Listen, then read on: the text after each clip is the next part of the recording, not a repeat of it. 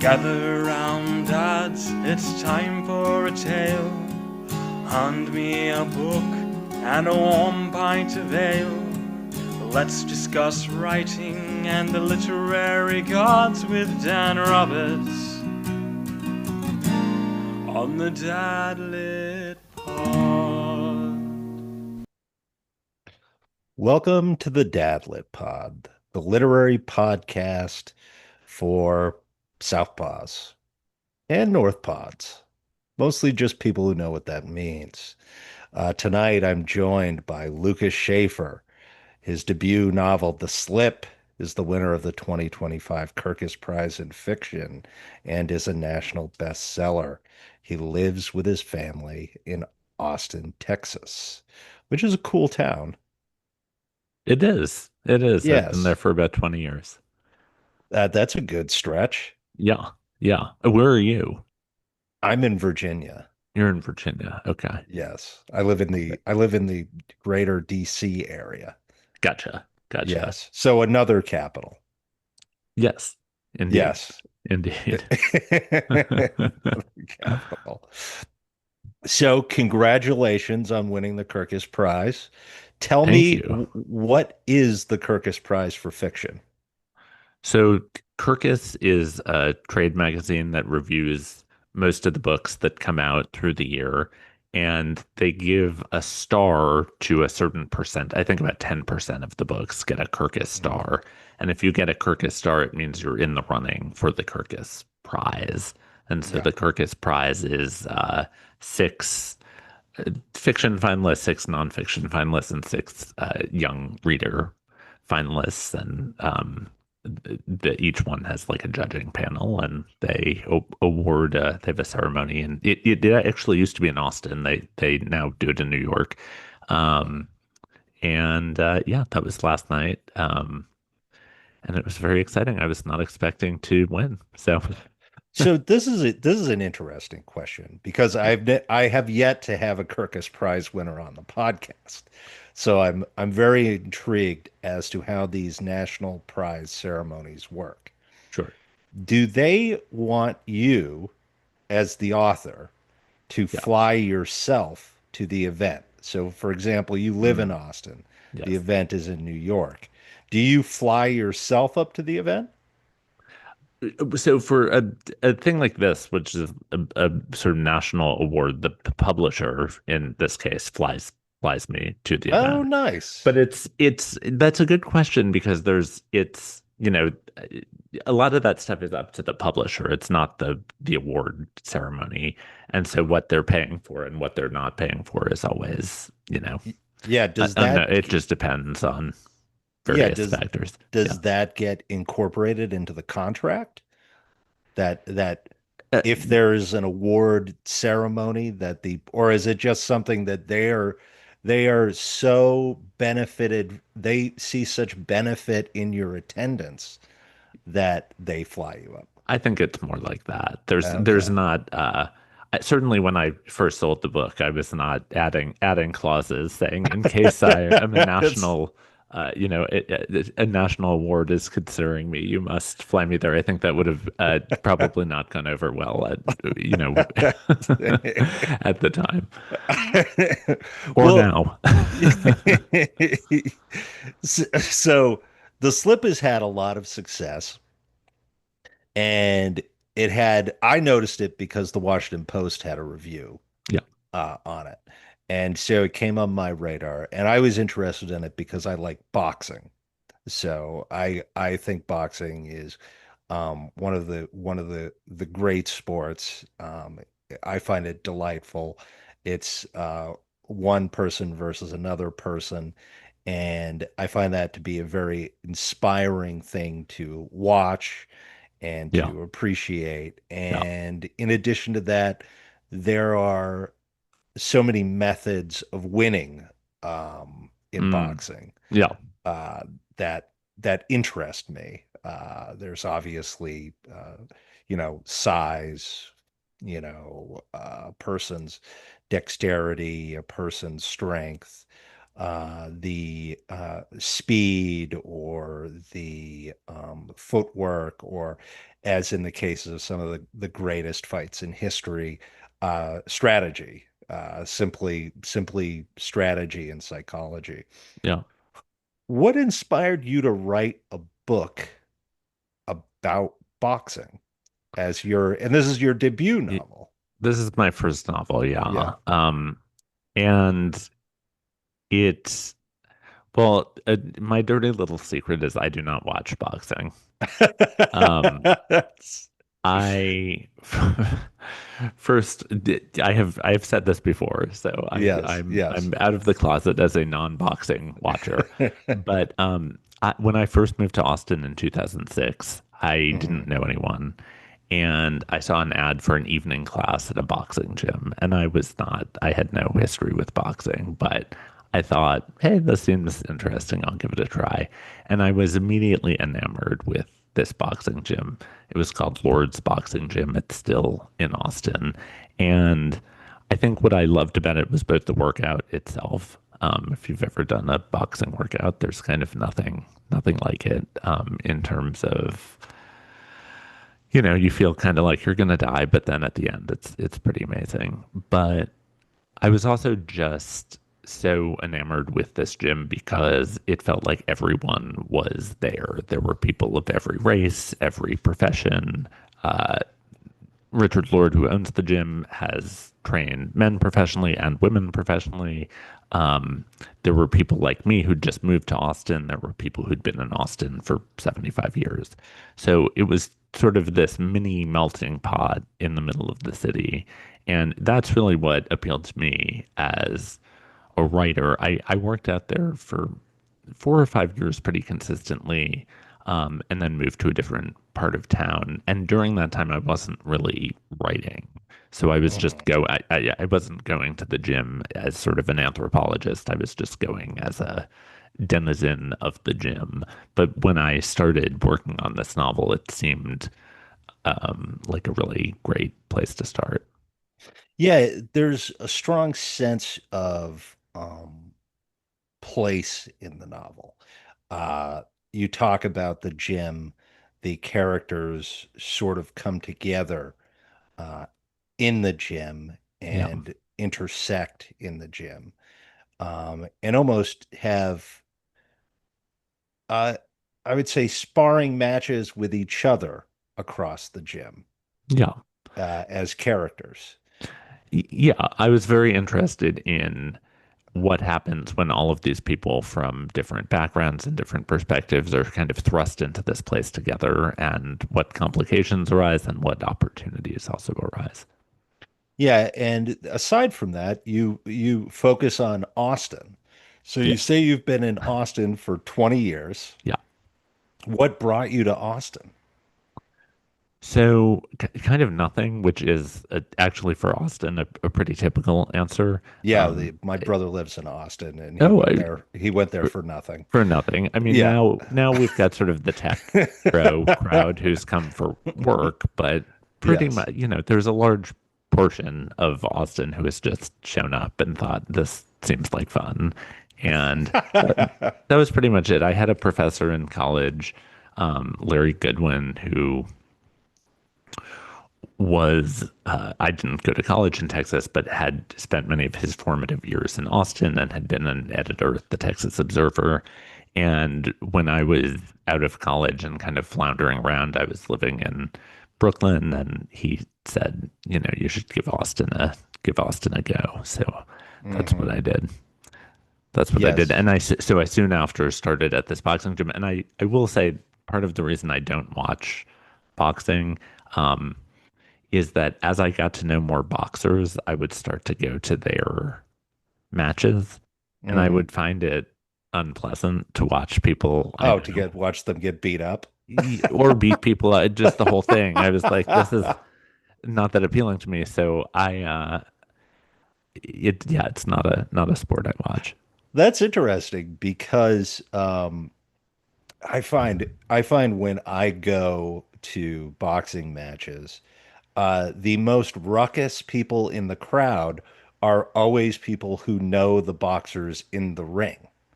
Oh yeah. Oh, I have no They're doubt. always Yeah. absolutely thrilled Yeah. to watch to It watch their guy I think go it at it with I just somebody. I didn't have the temperament for it, I think. But that's still a very fun thing. Yeah. And so you ended up in Austin. Yeah. And what inspired you to sit and write this book now? So this book took 12 years to write, so I didn't really write it Hmm. now, although I think it's very much about a lot of issues we're dealing with now. Yeah. Um, and just so your listeners know, for people unfamiliar with the book, I mean, just the general thrust of it is that in the summer of 1998, this very hapless 16-year-old named Nathaniel Rothstein is sent to live with his uncle in Austin, Texas. Nathaniel's from Hmm. Massachusetts. He gets into trouble at school, and he's a really unhappy kid. He, as part of his time there, gets a volunteer job at a nursing home where he is under the employ of a very brash, confident, sort of larger than life Haitian immigrant named David, who is also an ex-boxer. And over the Hmm. course of this summer of 1998, Nathaniel and David start working out together. And Nathaniel has this pretty profound experience with David. And then at the end of the summer, he disappears. And the book follows a Yeah. huge cast of characters over about 20 years as we find out what happened to him. So all of that is just to set the scene. But my interest as a writer is this idea of how do we all live together? Can we all live Hmm. together? Like, I mean, this feels very relevant now, but it also felt relevant 12 years ago, and it, I think, probably felt relevant 100 years ago. I mean, I think this is like an essential American question.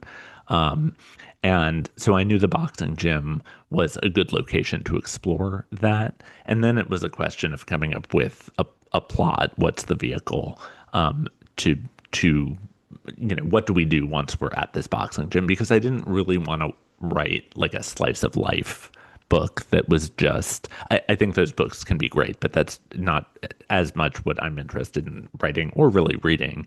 I wanted a little more plot. Hmm. Um, and so this disappeared boy who's connected not just to David, but to many people involved in the gym. It was that vehicle to explore those issues. Yeah, it's I think one of the things that I'll say about the book that the mystery itself is sort of what unites all of the characters. Yeah, You present all these characters in relation to the boxing gym, and the mystery and the interest in the mystery sort of propels the story right. and draws the reader in, which is a fascinating concept, uh, primarily because and so a couple of things come up because I read a lot of novels from Mm. contemporary male authors, as you can imagine. Hmm. Your novel is much longer than any other debut novels. Yes. I'm sure you've noticed this. Yes. It's a long book. Yes, it's a very long book. Yeah. It also has what I think a lot of people tell me is the Gen X. There's an element of head hopping where you occupy multiple characters within the same chapter, Yes, I do that. I which don't. I like. I'm an elder millennial. I will Well, just yeah, say for yeah, the yeah. I record. know that. I know that. We're gonna get to that. Yeah. Because Yeah. because it's funny. Well, I'll say you and I reading that are perfectly comfortable reading that Hmm. because we've Yeah. read people like Stephen King Sure. or any number of authors who, pop in and out of characters as the Hmm. as the chapter proceeds. And these are all things that I really liked, that you just had a lot of room to explore. Yeah. And so those are aspects of the book I really like. And in addition to the fact that I thought it was really funny that you, of course, bring up Newton, Massachusetts, because, of course, I would have been a contemporary of the character. Are you Uh, from Newton, no, Massachusetts? no, no. I'm not from Newton, but I ended up going to Clark University with a bunch of Oh, people yes, you from did. Yes, Newton. you did tell me that. Yes, yes, yes. Yes. Right, And I don't want to right, ruin the ending, but it's funny because right. it Yes. comes up. My university comes up because a lot of Jewish kids from Newton ended up going to Tufts, where my wife went, Yeah, Brandeis or Clark. yeah, yeah, Uh, yeah, and yeah, for so sure, for it sure. was interesting to read the story of a person who is effectively my contemporary at that time. Oh, I love it. Yes, I see Yes. what you're saying. Yeah, Yeah. that's Yeah. great. That's great. So were you from Newton originally? I am. Yes. Yes. Yeah. And part of the reason one thing, if you're reading the book, you will notice is um, the book deals with David is black, Nathaniel is white, Yeah. and their relationship is integral to the book. And part of what happens in the story, I don't think this gives anything away, is that Nathaniel fixates on David to the point where he begins to imitate him in some Yes. unusual ways, Yes. that culminates in him tanning his skin, for Yes. reasons you find out through the book. And I originally had Nathaniel he was from suburban Houston in the Hmm. first draft of the book, but I really wanted to explore deeply why Nathaniel sort of behaves in the way he does and what his racial outlook is in the book. Hmm. And I realized I know what a 16-year-old in 1998 in Newton, Massachusetts, that racial outlook I could easily imagine. Yes. And suburban Houston, it was just not a place I was familiar from. I just thought, oh, I need a suburb, let's do that. Yeah. Um, and so once I decided to have him from my hometown, I think it allowed for sort of a specificity and a texture that Hmm. made those sections sort of pop in a way that they didn't before, hopefully. Yeah. That's you know, being familiar and spending a lot of time in Newton and knowing people from Newton who um, would have subsequently been at school with me Right. afterwards is it's funny. It's funny to Right. read that. Uh, I was like, oh, there, yeah, he would have been there. Yeah. Uh, so yeah, so where did you end up going to school? I went to As Duke an University. Oh, nice. Um, I yeah. that's good for you. That's It, very good. yeah. But what was it like being a boy from Newton going to tobacco country? well, they call Duke the Harvard of New Jersey because Yes. there's there's a lot of Northeasterners, so it was Yes. not as much of a culture shock as perhaps one would think. And I also have family in North Carolina, so I'd visited before and had Oh, spent time there okay. Well, before. that's Yeah, good. yeah, And so after that, you ended up in Austin, right, and you've been working on the book for 12 years. yeah. Uh, what goes into 12 years of work on a book? Where does it start? Yeah. Where do you feel that you're comfortable with the story, and how do you come to the end of that and can confidently say, I want to put this in somebody's hands? So, I mean, the book is unconventional in that it has multiple timelines. It shifts perspectives, as you've said. Um, it just has kind of a wild plot, Hmm. and I think for me, a lot of the 12 years was figuring out. both how to write a novel, because I'd never written a novel before, and then how to use this unconventional structure. Because one of the themes of the book, I call this book The Revenge of the Side Characters, because I think a lot of the characters in this book are people who are regarded by other people in their community as sort of supporting players. And many of the moments of tension in the book come when those characters say, I'm going to be the star today. I'm going to be the protagonist of my own life. And so thematically, it made sense to really go in depth with all of these characters. So even characters who seem really small at the start, you might get their entire history over about 20 pages. And there are plot reasons for that, but there was also this sense of, okay, in this book, these side characters are going to get their moment, and we're going to understand where they're coming from. And so all of that conspired for this process to take a very long time. So it was working it out. It was, yeah, it working was just out figuring it period. out. And at some point there was a beginning, a middle and end that made sense. Yeah. And, I went and worked to get an agent, and then we sold the book, but then we did another 18 months of editing. My editor, Tim O'Connell, and I um, worked, we cut 100 pages, we added 100 pages, we moved things around. It was not um, we're going to tweak a couple lines and So print this. it was intensive.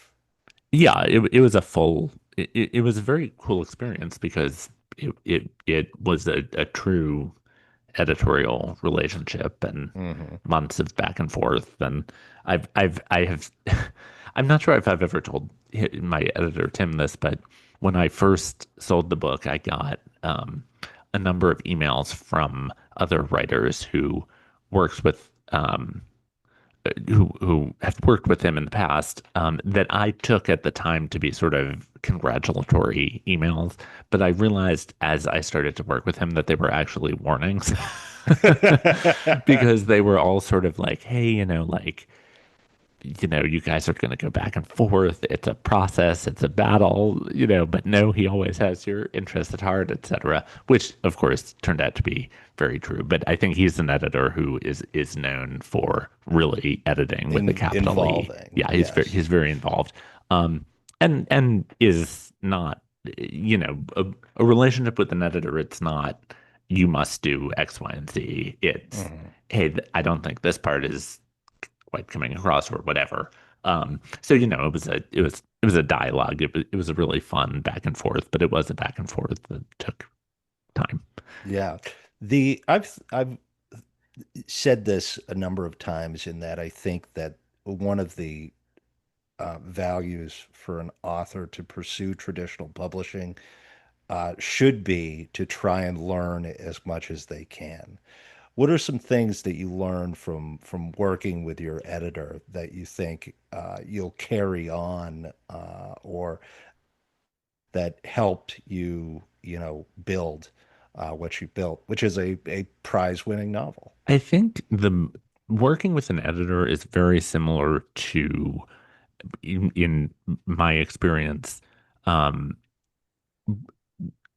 a lot of the skills required to work with an editor are the same skills if you're studying creative writing, that you need to work with a professor, a workshop leader, and also work with your fellow writers.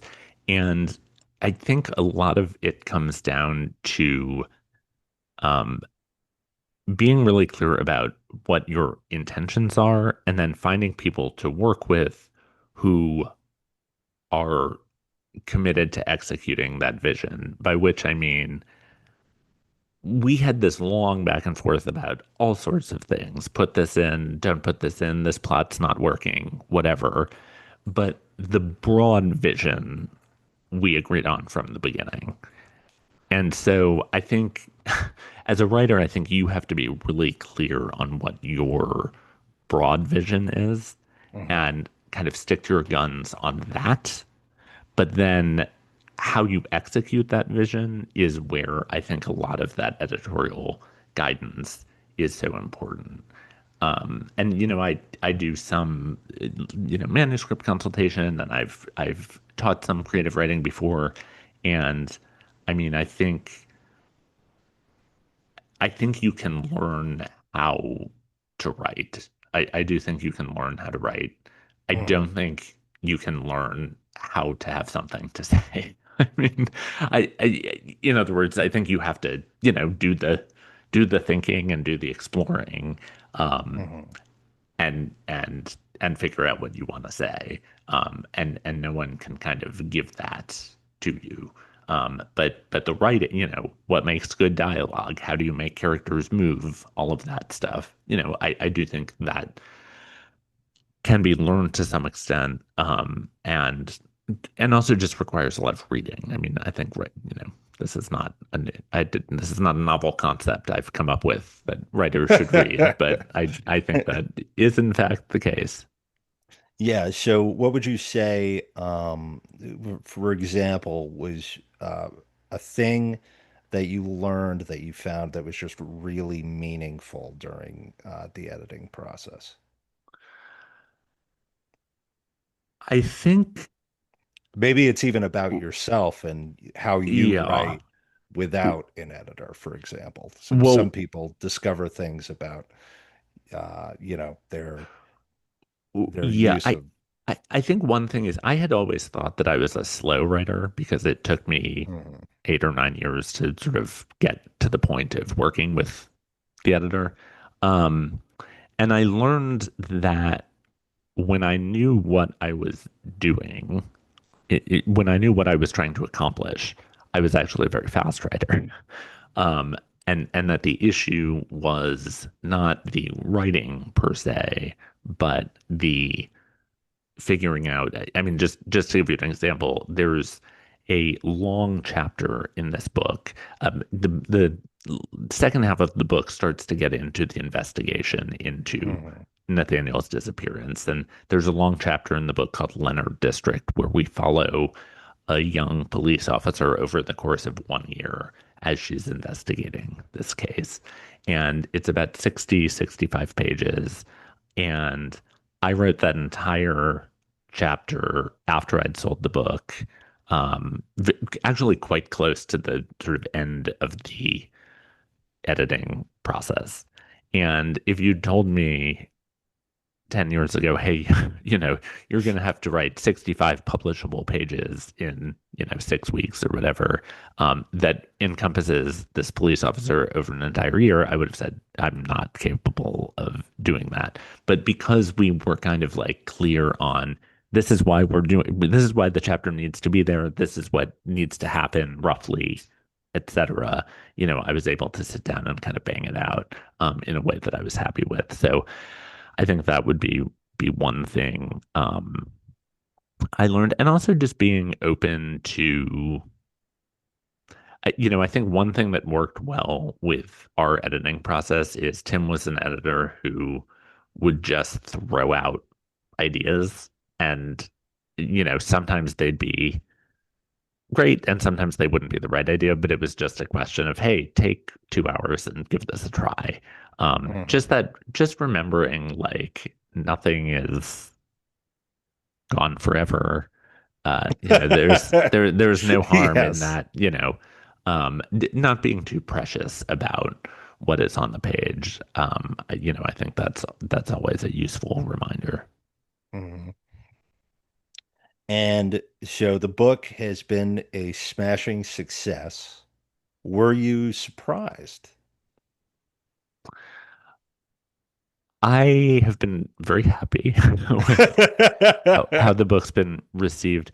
I didn't know. I just didn't. I wasn't sure. I mean, I knew. So my husband, Greg Marshall, is also a writer. He had a memoir called Leg come out in 2023, Mhm. and I think we both learned a lot from his experience in terms of how to promote a book on your own in addition to all of the work you do with a publicist and a marketer. And I have a great team at Simon and Schuster, but you also have to do things. You kind of need a ground game on your own, and I think I really learned that from Greg, and we worked on that aspect together. But in terms of how it would be received, I had no idea. I mean, I knew it was an unconventional take, and I knew it was long.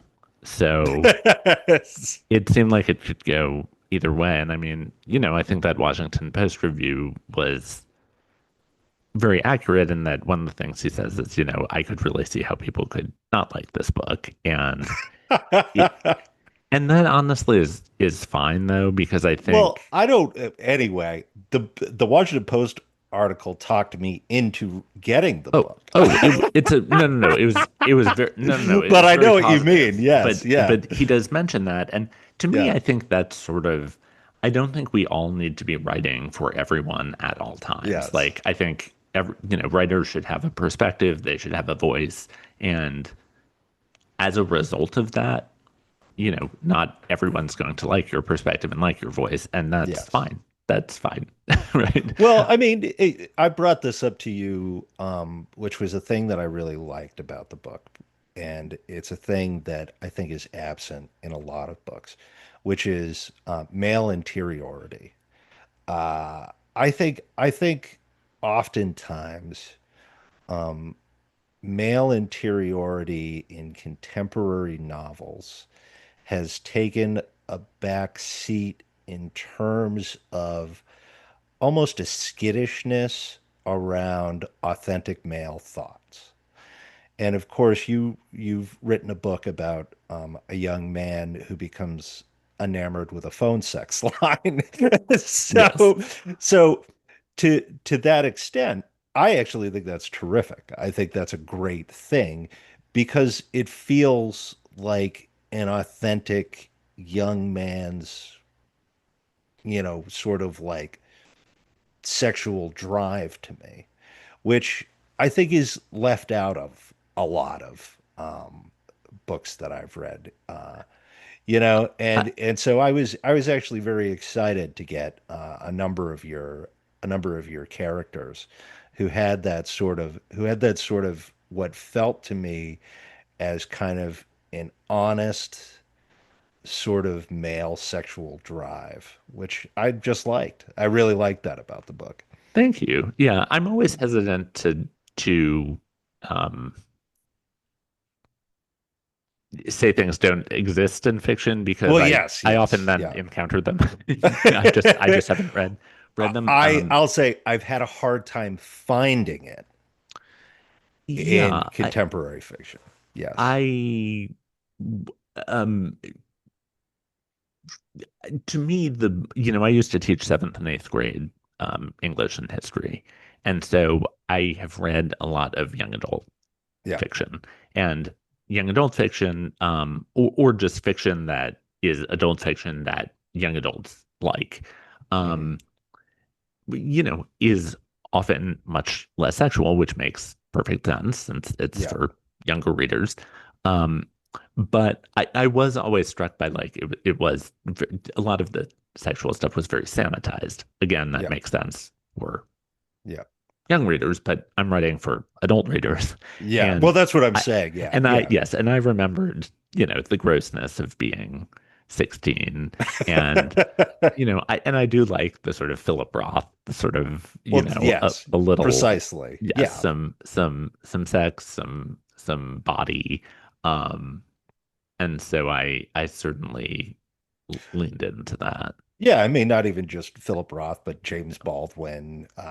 There's numerous that are sort of like male, you know, um, that element has sort of fallen off and I thought it was interesting to get a book that tackles that.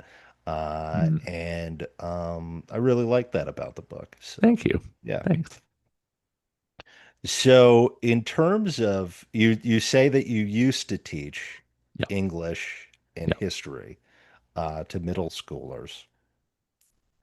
Uh, Obviously, they've all become adults or Right. not. They Yes, they've have. all Yeah. become No, that adults. they're all adults now. That is how it works, Do you, are unfortunately. Yeah. you are you nervous that your former students are going to read the slip? I am not nervous. These people this is not like when we went to school. I mean, I 5 years ago was getting LinkedIn thing like people on LinkedIn from former Yes. students. It's like I'm a writer. I don't even know why I'm on LinkedIn. Why do you need to connect with me? No, it doesn't bother me. They're adults now. Read away, Yes, read read away. away. Yeah, Read away and enjoy. yeah. So what are you doing for work now while you're writing? And what is it like to have to tell the boss that you've got to go on the road to sell the slip? Well, the boss is me because Oh, good for you. I mostly do like freelance editing, and I'm a very typical writer in that I'm sort of in a cobble together world. Um, I Yes. tutored for many, many years. I This year with the book coming out, I have stopped doing that, but that was something I did for a long time. And I also have an 11-month-old Oh, dadlet. congratulations. Yes, thank Yes. you. So we are, that's a good portion of the day. But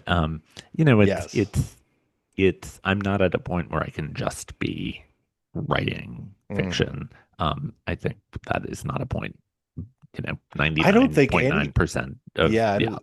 I found almost universally Mm, that the authors that I talk to that are dads are working, yeah. dadding, and fathering and writing all at the same time. Yeah, I mean, I will say for me, it was when I was teaching full time middle Hmm. school, that was not conducive to getting writing done. No, For me, and I know that, I mean, there are people who who can do do that, it? but Yeah. but I was not one of them. So it I learned a number of years ago that if I can possibly be in a situation where I'm controlling my schedule a little more, where I have my mornings open to write, which is my writing time, Yes. then I can go out and you know tutor and edit and do the things I'm more just doing for money in the afternoons and the evenings.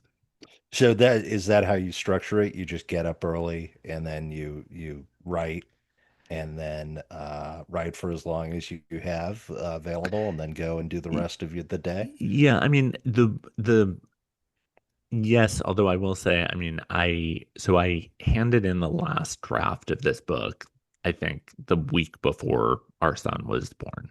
Hmm. And Hey, that's s- a double whammy. yeah, and since then it's been a huge amount. I mean, I then had um little bits of editing to do still, but all of the promotional work and all of I haven't, since having a child, gone back to my regular writing routine because I haven't Yeah. been working on a writing project. I've been working on promoting the book. So I think it will be interesting. I'm sort of settling back down to kind of start the next project, and Yes. what my schedule will look like now that I'm a dad, I don't know, but we'll figure something out. Yeah. So what did the big publicity push look like? Uh, Mm, just from a curiosity yeah. standpoint, when do you start promoting a big book like this? Because obviously the publisher's invested a lot of time. You've got a big investment from the editor, and it's a big hardcover release. What does that look like? I don't I had really wonderful support from my publisher, but I do not know what they expected Hmm. of the book necessarily. I think the best advice I've heard for writers dealing with publishing is that no one is going to care about your book as much as you do. It's- And this is uh, true.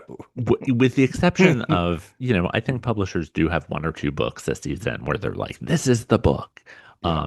And again, I got a lot of support, but that was Hmm. not what was happening here. So I think a lot of it is self-directed. So in Hmm. my case, for example, I really wanted to go on tour.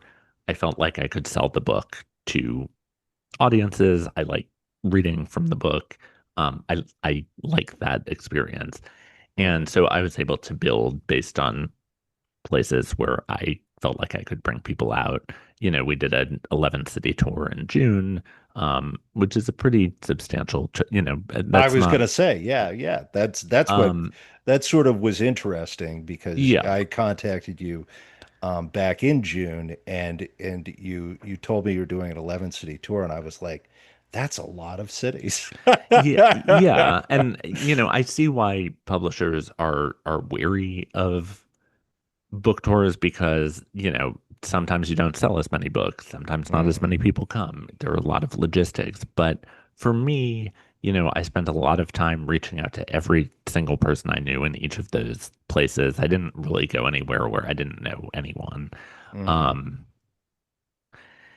and, you're making connections with booksellers. To me, it was a really beneficial experience. The other thing I'd say is that I am an elder millennial. I'm like ostensibly on TikTok, but I've never done anything. Like I have a username, but I've never done anything on TikTok. I don't really understand how it works. That said, um, one of the things we did early on, was a lot of the settings in this book are real Hmm. places in Austin. So I started doing video reels for Instagram, basically. Although we promoted them on other platforms, I guess too, of just reading short sections of the book in different places. So I went to Barton Springs, which is a big place in the book. I went to Magnolia Cafe and, read with a plate of eggs. I went to Hippie Hollow, which is the nude beach in the book, and had to do some cropping to make that appropriate for Instagram. But just little fun things like that. I mean, I don't think that's necessarily like, oh, we sold hundreds of books because of um Well, it's this thing. something. But it gives Brings attention. I think it brings attention. It's a fun energy. I think anything you have fun doing.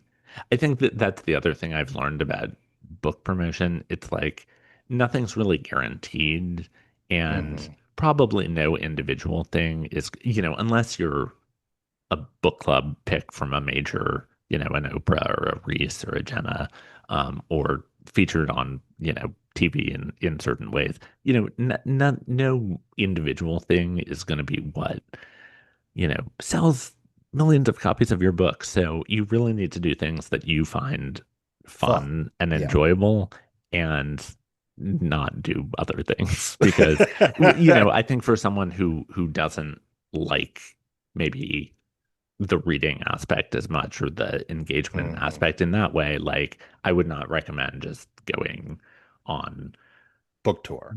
a book tour because it is, I all of the events were going in, people were like, well, you're gonna at least have one event where no one shows up. And like that Yeah. has not happened yet. I'm sure it still may in the future. But again, I was choosing places where I had some base, but there are ones where they're not as attended as you might hope or whatever. And for me, I was having a lot of fun. I was seeing friends on the road.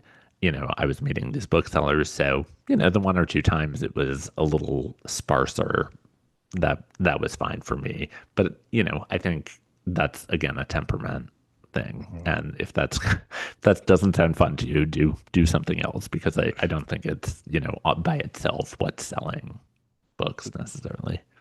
Yeah. What do you think was probably the most effective thing that sold the book?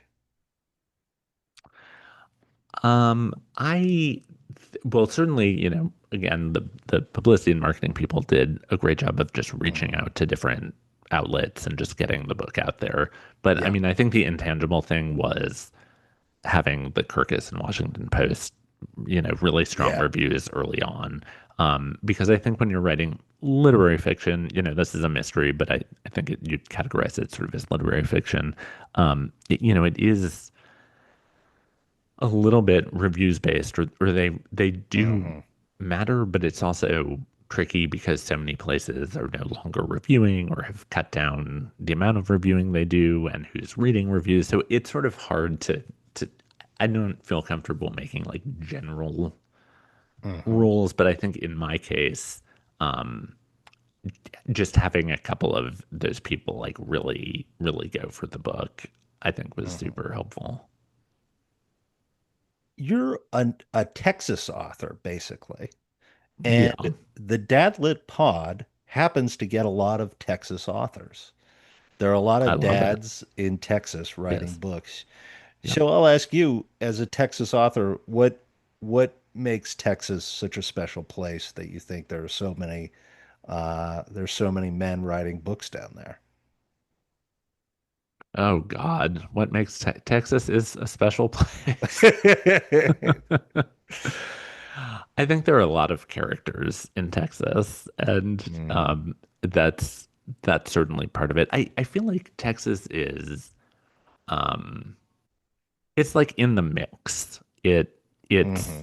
sort of at the center of so many American controversies, and honestly, a lot of the insanity in America comes from Texas. It's a big state, it's a diverse state. It means different things to different people. Um, Mm, it's fun to me that I've written this book with this broad, sort of wild cast set in a city, Austin, and it's a Texas book, right? Not all mm. Texas books are sort of dusty cowboy, whatever. But there are just so many different textures to Texas. I think that's appealing to people. And also, I mean, this book definitely explores masculinity, ideas about masculinity. And I mean, Texans do have a lot of ideas They do about indeed. masculine. Gender is an issue Yeah. in Texas that's talked about and explored, and it's contentious. So I think all of that probably combines. Yeah. Do you see the you're just up in New York. Do you see the literary world transitioning away from New York with the sort of the nature of economics for authors and the idea that really if you want to write and you want to be sort of a working class author and a professional writer, New York might not actually be the most cost efficient place to be. I don't know anything about the trends per Yes. se. I mean, I love New York. I used to live in New York. I think it's a great city, probably the best city. There is, I will say, for me personally, it was very beneficial to move to Austin and to make that my canvas because Yes. Yeah. I mean, there's a Even with the lot. cost of living in It, Austin. although yeah, it's in 2006, it was a little bit less, but Just a tad. just a tad. But Yep. there's something to be said for finding stories that not everyone else is telling. And I think with New York, it's just such a common setting. It's very picked over. I mean, there are so many great novels still coming out that are about New York, but yes, was it advantageous to me to say I'm going to try something different and focus on that? Absolutely.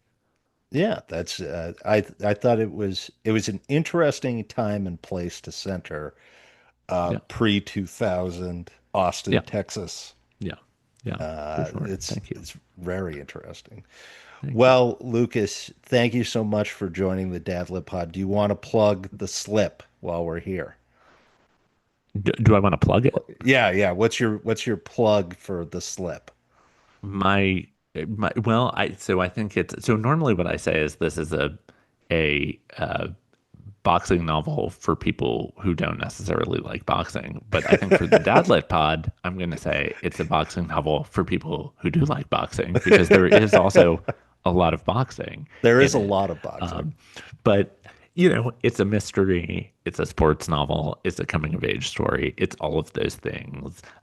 It's about 2025, but it's not set in 2025. I think it's about what's happening right now, but hopefully is told in a way that is not didactic, that's fun. And yeah, I hope you read it. Well, thank you, Lucas. And everyone go check out The Slip.